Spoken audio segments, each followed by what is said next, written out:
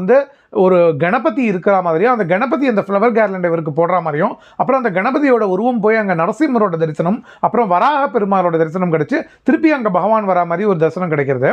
அதுக்கப்புறம் கொஞ்ச நாளைக்கெல்லாம் அர்த்தநாரி ஸ்வரூபமாக வந்து பகவானே ஆண் பாதி பெண் பாதி நிற்கிற மாதிரியும் அந்த பெண் பாகத்திலேருந்து வந்து அந்த ஸ்தனத்திலேருந்து அமிர்தபானம் வந்து அப்படியே பொழிஞ்சு அது வந்து இவரை வந்து அப்படியே ஃபுல்லாக என்கல்ஃப் பண்ணி திருப்பி அந்த குண்டலினி வந்து சர்பெண்ட் மாதிரி திருப்பி ஏறி சகசிராரம் வரையும் போய் திருப்பியும் வந்து அங்கேருந்து ஒரு சேனல் வழியாக உள்ளே போய் அடங்கும் பொழுது அந்த இடத்துல வந்து அப்போ ஒரு டிவோட்டி ரிபுகீதை சொல்கிறார். அப்போ அருணாச்சலம் அருணாச்சலம் அருணாச்சலம் அருணாச்சலம் அப்படின்னு அவருக்கு வந்து அந்த இடத்துல ஒரு இது ரெவர்பேஷன் இருக்கு.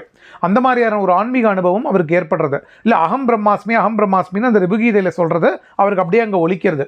அப்புறம் இவர் வந்து ராம மந்திரத்தை ஜபம் பண்ணுறதுனால பகவான்கிட்ட போய் நான் ராமநாமத்தையே ஜபம் பண்ணிட்டு இருக்கேன், அருணாச்சலான்னு மாற்றிக்கலாமான்னு கேட்குறாரு. மாற்றாத, ராமநாமமும் அருணாச்சலமும்